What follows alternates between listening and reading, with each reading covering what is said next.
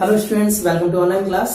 अब तक आप लोगों ने लास्ट चैप्टर पॉलिनोमियल पढ़ा था। उसमें आप लोगों ने सीखा कि what is the algebraic expressions, what is the monomial, what is the binomial, what is the trinomial. और आपने पढ़ा कि लीनियर इक्वेशन क्या होती है, क्वाड्रेटिक क्या होता है और क्यूबिक पॉलिनोमियल्स क्या होते हैं। लीनियर का ही आप इसमें पढ़ेंगे। क्लास 9th में भी आप linear equation in one variable already पढ़ चुके हैं। अब की बार क्या है, टू वेरिएबल। वेरिएबल के बारे में भी आपको बताया गया था कि what is the variable. Variable क्या होते हैं? वेरिएबल होते हैं एक्स वाई जेड। अब यहाँ दो वेरिएबल का आ गया है तो आप ज्यादातर क्वेश्चन पढ़ेंगे एक्स और वाई के। लीनियर का मतलब बताया गया था किसी पॉलिनोमियल में एक्स की पावर 1 हो, वाई की पावर 1 हो, तो ऐसे पॉलिनोमियल्स लीनियर होते हैं। तो आप पढ़ेंगे linear equation in two variable में। Let general term of linear equation ax plus by plus c equal to 0। यहां a b c कोफिशिएंट हैं। a है x का कोफिशिएंट, b है y का कोफिशिएंट और c है कांस्टेंट टर्म। x और y दो वेरिएबल है और इनकी हाईएस्ट पावर सिंस दैट 1 है, इसलिए ये इक्वेशन कैसी है? लीनियर इक्वेशन है इन टू वेरिएबल। अब स्ट्रेट लाइन का आप 11th क्लास में पढ़ेंगे equation y equal to mx plus c। ये स्ट्रेट लाइन का इक्वेशन होता है। इसका ग्राफ कुछ इस प्रकार है, ये ऐसे चलते हैं। ये एक स्लोप ऑफ टेंजेंट है और यहां एक कोई पॉइंट है जिसके कोऑर्डिनेट x और y है। तो ये भी एक लीनियर इक्वेशन है y equal to mx plus c when the slope and cutoff intercept on the x-axis is given। But आपको पढ़ेंगे ax plus by plus c। इसमें कुछ कंडीशंस भी पढ़नी है आपको। कंडीशंस में पहले ही बता दे रहा हूं। Let two equation of let two equations be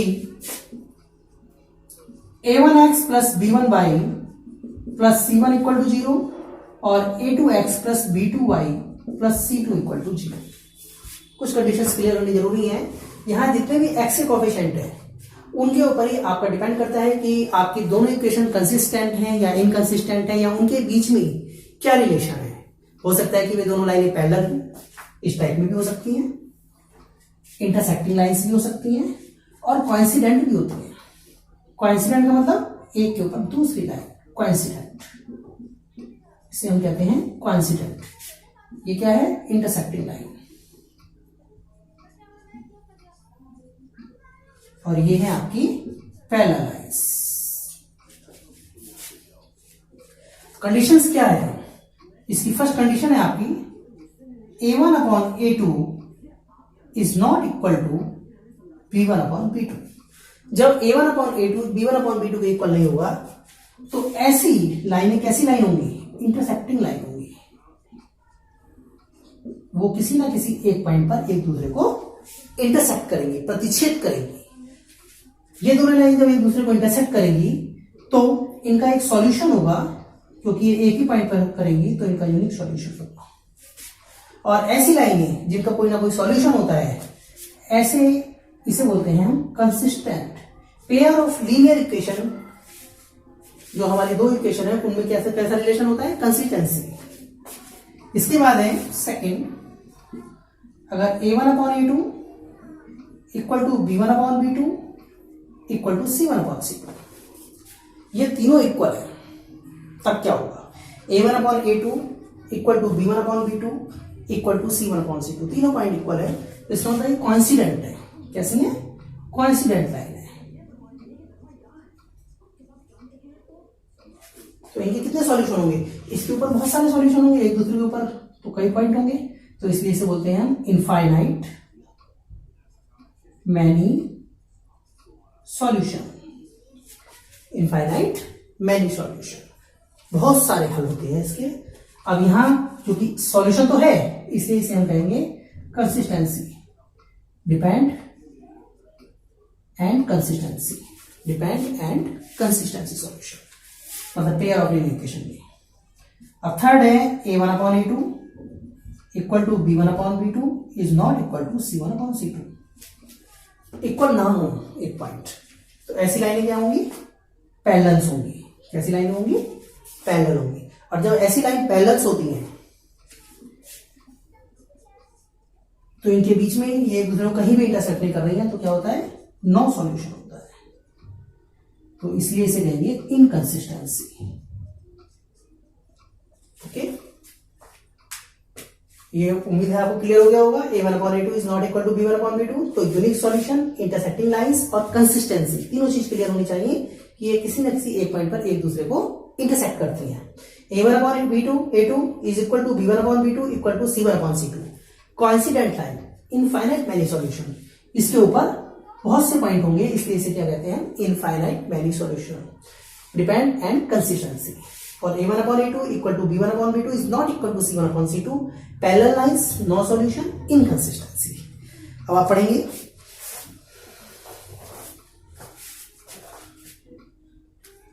exercise 3.2।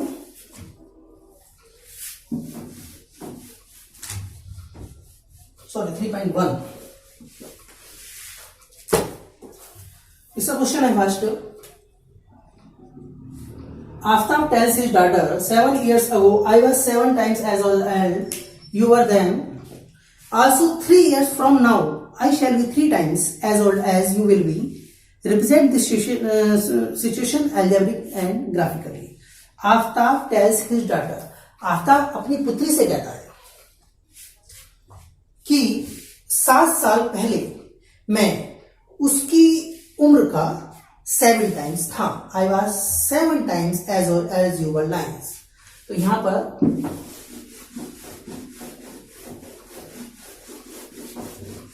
Late करते हैं 2 वेरिएबल के रूप में। Let Aftab age be X years and Aftab daughters is by years। अब क्या कहा है? 7 years ago,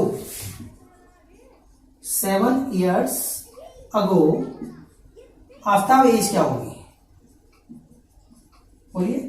अगर आज आपकी एज 15 years है तो बिफोर 7 years कितनी थी? 15 माइनस 7 8 years थी। तो सिमिलरली प्रेजेंट एज जो है आपकी x years है, तो 7 years पहले क्या होगी? x minus 7। और आफ्ताब की डाटर से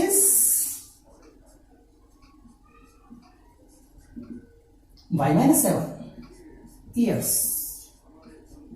अब इसने क्या कहा है? क्वेश्चन में कहा है 7 years ago I was 7 times. Aftab अपनी बेटी से कह रहा है कि मैं तुम्हारा 7 टाइम्स था। तो अकॉर्डिंग टू क्वेश्चंस आफ्ताब की एज x माइनस 7, बेटी की एज y माइनस 7। तो आफ्ताब अपनी बेटी की एज का 7 टाइम्स था। अगर बेटी की एज 10 थी तो 10 7 था 70 ईयर्स था। तो इक्वेशन क्या तैयार हुई? x माइनस 7 7y 7 7 जा 49, x माइनस 7 49 इधर लाइन, तो 49 माइनस 7 कितना हो जाएगा? 42 हो जाएगा। क्योंकि हम इसे ये अलजेब्रिक एक्सप्रेशंस के रूप में तो आ गई है, ग्राफिकली भी करना है। चलो पहले इक्वेशन बना लेते हैं। नेक्स्ट कंडीशन में क्या कहा है? नेक्स्ट कंडीशन में कहा है also 3 years from now, also 3 years from now, अब से 3 साल बाद, 3 years hence। आफ्ताब की एज क्या होगी? आज आफ्ताब की एज 10 years 50 years है, तो 3 साल बाद कितनी होगी? 53। तो यहां x है तो कितनी हो जाएगी? x plus 3। ऐसी डाटर एज y प्लस 3। तो आफ्ताब की एज डाटर की एज की कितनी है? आफ्ताब की एज डाटर की एज की 3 टाइम्स होगी। कितनी होगी? 3 टाइम्स होगी। तो x प्लस 3, 3y प्लस 9। तो x plus 3 minus 9 minus 3y equal to 0, तो x minus 3y minus 6 equal to 0।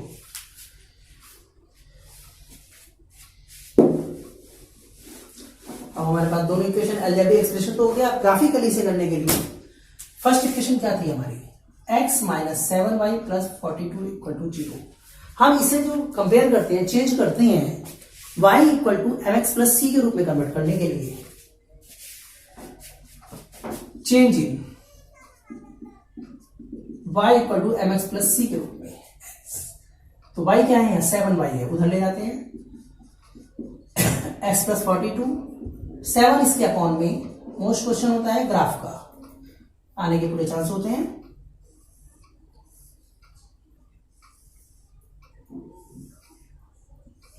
This is x and y।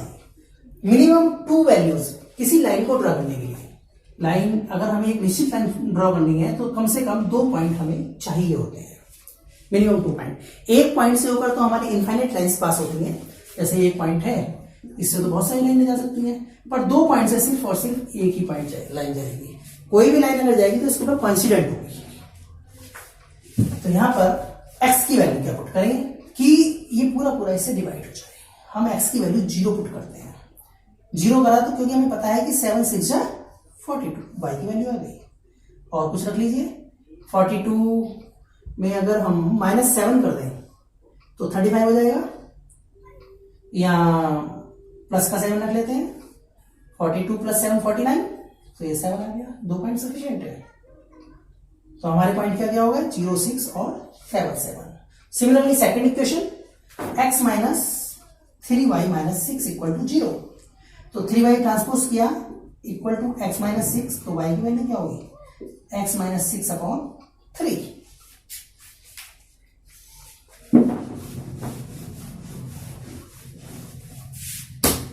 तो y equal to x minus 6 upon 3। तो हम यहां x की वैल्यू क्या पुट करेंगे, फिर से एक टेबल बनाते हैं, x y, x की वैल्यू अगर हम 0 रखते हैं तो y 3 से पूरा पूरा डिवाइड हो जाएगा। ये 0 माइनस 6 माइनस 2, 0 माइनस 6 माइनस 6, 3 से डिवाइड किया माइनस 2। और क्या रखें, अगर हम यहां 6 रखते हैं तो भी हो सकता है, और 9 रख दें, ज्यादा हो जाएगा, बहुत ज्यादा हो जाएगा। 6 रख लेते हैं, 6 रखा तो ये आ गया 0। 9 भी रख सकते हैं, 9 रखा तो 9 में 6 गए 3 1, आपके पॉइंट आ गए। अब ग्राफ कैसे प्लॉट करते हैं, ये ग्राफ आप साइंस में भी पहले प्लॉट कर चुके होंगे। ये टेम्परेरी ग्राफ है, आप ग्राफ पेपर पर करेंगे। आप देखा होगा कि उसमें मेजर पार्ट, जो मेजर स्क्वायर होता है, उसके अंदर 100 यूनिट्स होती हैं। तो एक बड़ा पार्ट स्केल जो सपोज करना है आपको, एक्स एक्सिस पर एक मेजर स्क्वायर को 1 यूनिट के इक्वल क्लियर कर दीजिए, क्योंकि हमारे ज्यादा से ज्यादा 9 है या 6 है और 7 है, बस से ज्यादा नहीं है। तो 8 तक कर सकते हैं, 1 2 3 4 5 6 7 8। इधर भी ले लीजिए, -1 -2 -3 -4 -5, और ले लीजिए -6 -7 -8। ऊपर पॉजिटिव ही होगा, 1 2 3 4 5 6 7 8 ऊपर ले लेंगे, -1 -2 -3 -4 -5 -6 एलिटिव नीचे। मतलब कि हम ग्राफ पर एक बार फिर सुन लीजिए, y एक्सिस पर ऑरिजिन से जब नीचे जाते हैं तो नेगेटिव, ऊपर जाते हैं तो positive. This is the number line. Number line पर राइट हैंड साइड चलते हैं तो positive and left hand side चलते हैं तो नेगेटिव, और the along X axis is the number line. तो you can put the value. First point है 0 6, पहली लाइन के लिए 0 6, तो x की वैल्यू 0 है तो चलना ही नहीं है, y 6 चलना है, y की वैल्यू 6 कहां चलेंगे, ये आ गई, तो एक लाइन आ गई आपकी ये 0 6। दूसरा पॉइंट 7 7, 7 ये रहा पॉजिटिव है, और इससे ऊपर 7 कहीं यहाँ 6 है, तो कहीं 7 कहाँ आएगा, ये आ जाएगा 7। ठीक है, इन दोनों लाइनों को हमने ऐसे ज्वाइन किया और ये ऐसे इस पेन से। ठीक है, नेक्स्ट 0 -2, 0 और y कितना है -2, यहां आ गए, ये आ गया हमारा 0 -2, 6 0 ये आ गया। अब इन दोनों पॉइंटों को मिलाते हुए इसे आगे मिला दिया, ये लाइन ऐसे चली जाएगी, ज्यादा बड़ा पॉइंट है, तो कहीं ना कहीं जाके ये इंटरसेक्ट भी कर सकती है और सीधी भी कर सकती है।